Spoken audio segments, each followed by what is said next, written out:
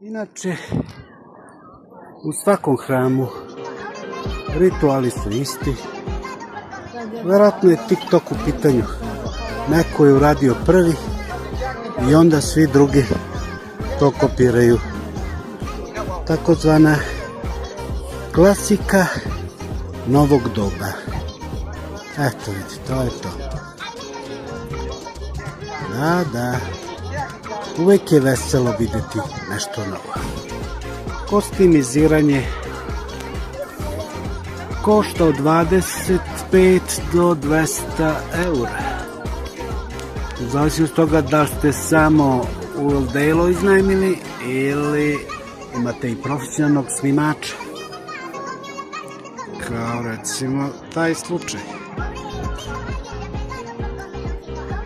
I to je jedan ozbiljan poduhvat.